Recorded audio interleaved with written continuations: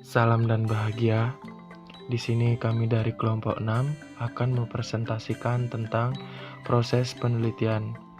Sebelum masuk ke materi, saya akan memperkenalkan anggota saya. Yang pertama Toto Agustian Viguna, yang kedua Made Deriana, yang ketiga Sofian Adiputra. Nah, di dalam proses penelitian ada beberapa hal penting yang harus kita ketahui. Yang pertama, perumusan masalah. Yang kedua, kerangka teoritis. Dan yang ketiga, penyusunan hipotesis. Nah, di sini saya akan menjelaskan tentang perumusan masalah. Ada beberapa perumusan masalah menurut para ahli. Yang pertama, menurut Pariata Westra, yaitu rumusan masalah ialah sebuah masalah yang terjadi jika seseorang itu kemudian berusaha untuk mencoba suatu tujuan ataupun juga percobaan yang pertama kali untuk bisa atau dapat mencapai tujuan tersebut sampai berhasil. Nah, yang kedua menurut Sutrisno Hadi, yaitu masalah ini merupakan suatu kejadian yang menimbulkan pertanyaan kepada serta kenapa. Atau rumusan masalah itu ialah suatu pertanyaan yang kemudian akan dicarikan jawabannya dengan melalui pengumpulan data bentuk-bentuk rumusan masalah penelitian tersebut dengan berdasarkan penelitian menurut tingkat eksplanasi. Selanjutnya, bentuk rumusan masalah. Di dalam bentuk rumusan masalah, terdapat jenis rumusan masalah. Yang pertama, rumusan masalah deskriptif. Rumusan masalah deskriptif ini merupakan suatu rumusan masalah yang berkenaan, yakni dengan pertanyaan terdapat beberapa variabel atau juga lebih, atau variabel yang berdiri sendiri. Nah, yang kedua ada rumusan masalah komparatif. Rumusan masalah komparatif ini ialah sebuah rumusan masalah penelitian yang kemudian membandingkan beberapa dari satu variabel atau juga dua bahkan lebih sampel yang berbeda, ataupun juga di waktu yang berbeda. Nah, yang ketiga rumusan masalah asosiatif. Rumusan masalah asosiatif ini merupakan rumusan masalah penelitian yang memiliki sifat menanyakan hubungan antara dua variabel atau juga lebih. Rumusan masalah ini dapat atau bisa berupa pertanyaan ataupun juga pernyataan. Nah, selanjutnya ada tujuan rumusan masalah. Yang pertama untuk menjadi alasan, yang kedua untuk menjadi pedoman, yang ketiga penentuan jenis data, yang keempat mempermudah penentuan populasi dan sampel. Nah, selanjutnya ada cara pembuatan rumusan masalah. Terdapat beberapa langkah di dalam pembuatan sebuah rumusan masalah. Yang pertama, tulislah satu kalimat atau paragraf pengantar rumusan masalah sebelum pembaca itu sampai pada rumusan masalah. Yang kedua, rumusan masalah ditulis di dalam bentuk daftar pertanyaan atau juga paragraf. Yang ketiga, rumusan masalah ini sering ditulis dengan menanyakan hubungan antar variabel di dalam konteks tertentu. Yang keempat, libatkan kalimat tanya yang relevan seperti bagaimana, apa, serta mengapa. Yang kelima, akhiri tiap pertanyaan yang spesifik itu dengan tanda tanya. Selanjutnya, fungsi rumusan masalah. Yang pertama, sebagai titik sentral atau sebuah pedoman di sebuah penelitian. Yang kedua, rumusan masalah tersebut bisa atau dapat memberikan sebuah solusi. Yang ketiga, rumusan masalah dapat atau bisa membuka pikiran kita terhadap suatu masalah. Yang keempat, sebagai pendorong di dalam kegiatan penelitian. Nah, selanjutnya ciri-ciri rumusan masalah. Yang pertama, dibuat di dalam bentuk kalimat tanya. Yang kedua, dibuat di dalam kalimat yang singkat, jelas, serta padat. Yang ketiga, memberikan petunjuk ataupun juga menjadi poin sentral di dalam kegiatan atau juga aktivitas. Yang keempat, harus mengarahkan cara berpikir tersebut terhadap suatu permasalahan yang sedang dibahas. Yang kelima, harus mempunyai nilai penelitian. Yang keenam, harus mempunyai visibilitas. Yang ketujuh, masalah yang diangkat itu sebaiknya sesuai dengan kualifikasi atau juga kemampuan peneliti. Saya akan menjelaskan kebutuhan dalam karakteristik teoritis. Kerangka teoritis atau theoretical framework menunjukkan keyakinan Anda pada bagaimana fenomena tertentu atau variabel atau konsep saling terkait satu sama lain atau modal, dan penjelasan tentang mengapa Anda yakin bahwa variabel tersebut saling terkait satu sama lain atau teori. Baik modal dan teori mengalir secara logis dari catatan penelitian sebelumnya dalam bidang masalah tersebut. Proses membuat kerangka teoritis. Yang pertama, memperkenalkan definisi dan konsep atau variabel dalam modal. Yang kedua, mengembangkan model konseptual yang memberikan representasi deskriptif dari teori. Yang ketiga, menyatakan teori yang memberikan penjelasan untuk hubungan antar variabel dalam modal. Dari kerangka teoritis, kemudian dapat disusun hipotesis yang dapat diuji untuk menguji apakah teori valid atau tidak. Hubungan yang dihipotesiskan tersebut kemudian dapat diuji dengan analisis statistik yang tepat sehingga seluruh penelitian bergantung pada dasar kerangka teoritis. Bahkan jika hipotesis yang dapat diuji tidak perlu disusun seperti dalam sejumlah proyek penelitian terapkan. Penyusunan kerangka teoritis yang baik menjadi hal penting untuk menguji masalah yang sedang diteliti. Selanjutnya, kerangka teoritis. Kerangka teoritis merupakan fondasi di mana seluruh proyek penelitian didasarkan. Kerangka teoritis adalah jaringan asosiasi disusun, dijelaskan, dan dielaborasi secara logis antar variabel yang dianggap relevan dengan situasi masalah dan diidentifikasikan melalui proses seperti wawancara, pengamatan, dan tinjauan literatur. Pengalaman dan intuisi juga berperan dalam menyusun kerangka teoritis. Hubungan antara tinjauan literatur dan kerangka teoritis adalah bahwa tinjauan literatur menyediakan fondasi kuat untuk menyusun kerangka teoritis. Survei literatur mengidentifikasi variabel yang mungkin penting, seperti yang ditentukan oleh temuan penelitian sebelumnya. Kerangka teoritis menunjukkan dan mengelaborasi hubungan antara variabel, menjelaskan teori yang mendasari hubungan serta menjelaskan sifat dan arah hubungan tersebut. Sebagaimana tinjauan literatur merencanakan kerangka teoritis yang baik. Hal tersebut pada gilirannya menyediakan dasar yang logis untuk menyusun hipotesis yang diuji. Selanjutnya, komponen kerangka teoritis.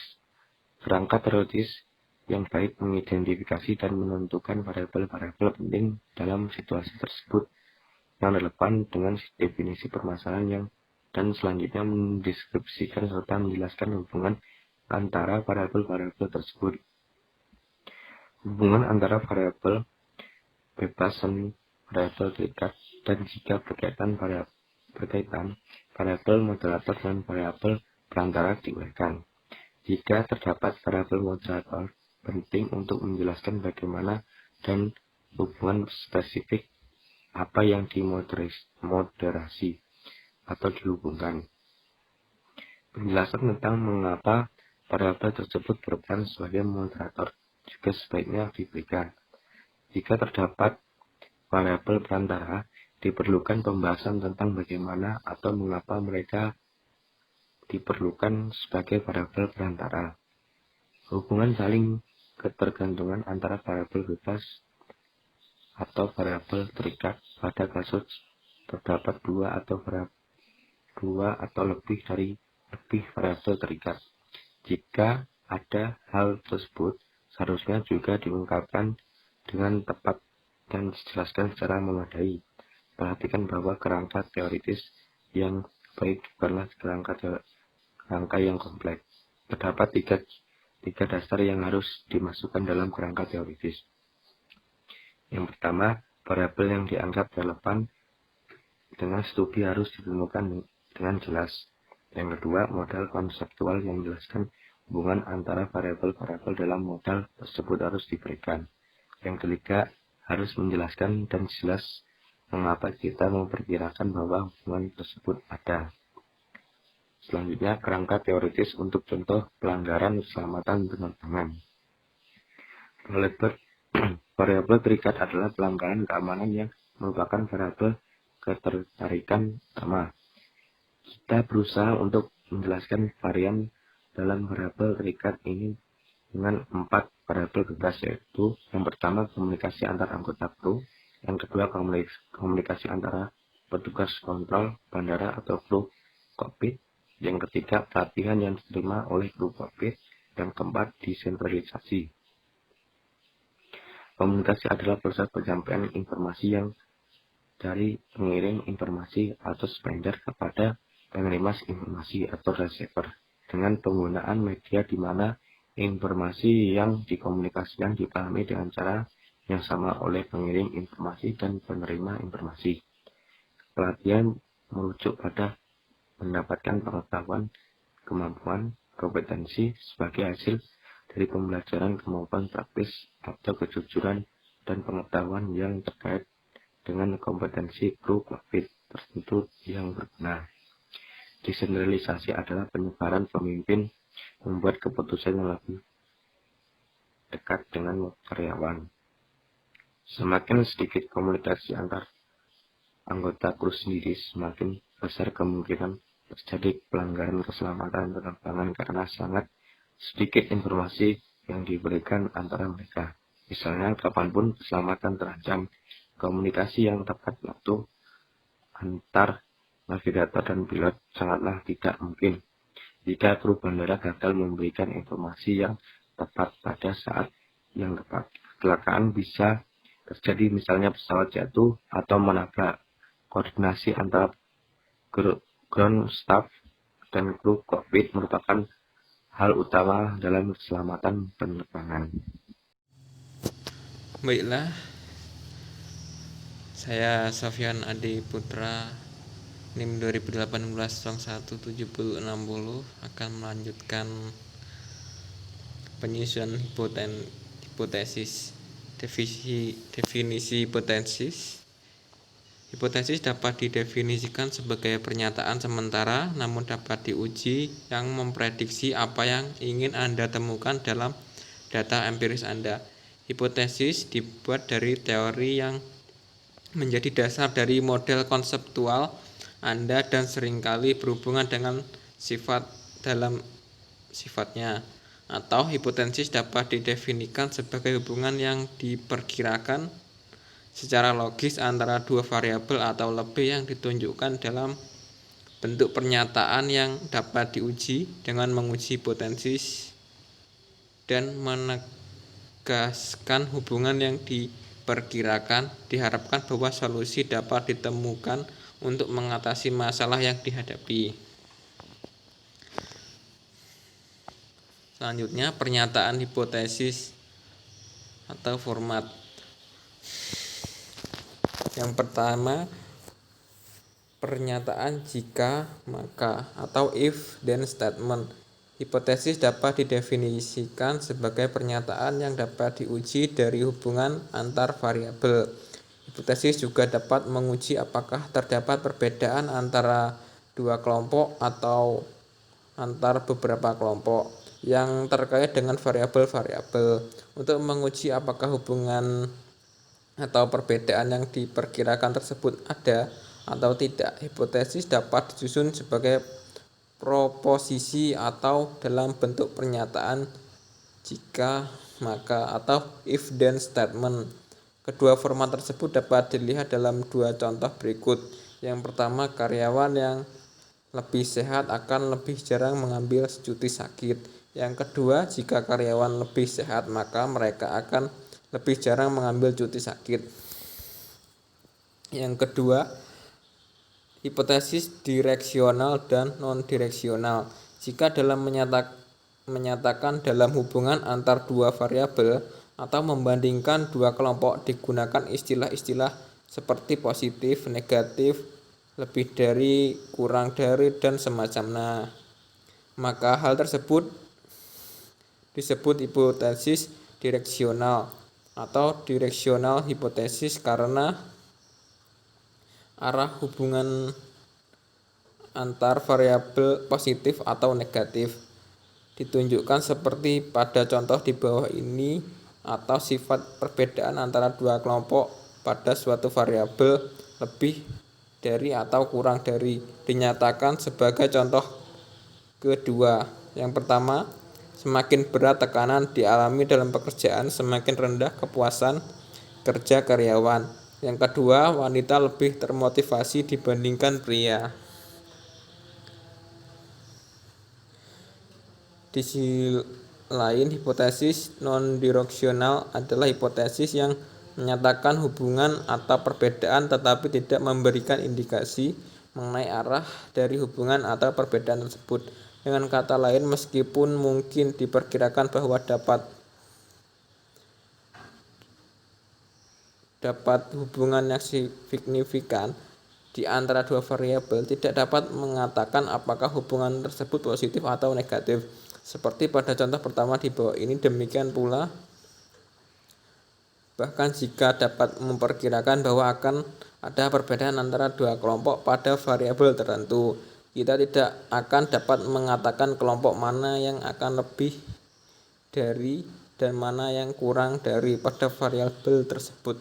Seperti pada contoh kedua. Yang pertama, terdapat hubungan antara usia dan kepuasan kerja. Yang kedua, terdapat perbedaan antara nilai etika kerja karyawan Amerika dan Asia. Hipotesis non dan alternatif. Hipotesis nol atau null hypothesis (HO) adalah hipotesis yang dibuat untuk ditolak dengan tujuan guna mendukung hipotesis alternatif yang dilambangkan dengan HA. Ketika digunakan hipotesis nol dianggap benar hingga statistik dalam bentuk uji hipotesis menunjukkan sebaliknya. Hipotesis alternatif yang merupakan kebalikan hipotesis nol adalah pernyataan yang menunjukkan hubungan antara dua variabel atau menunjukkan perbedaan antar kelompok. Langkah-langkah yang harus diikuti dalam pengujian hipotesis. Yang pertama, menyatakan hipotesis nol dan alternatif. Yang kedua, memilih uji statistik yang tepat berdasarkan apakah data yang dikumpulkan adalah parametrik atau non-parametrik. Yang ketiga, menentukan tingkat signifikan yang diinginkan, P sama dengan 0,5 atau lebih atau kurang dari. Yang keempat, memastikan jika hasil dari analisis komputer menunjukkan bahwa tingkat signifikansi terpenuhi. Cukup sekian dari saya. Salam dan bahagia.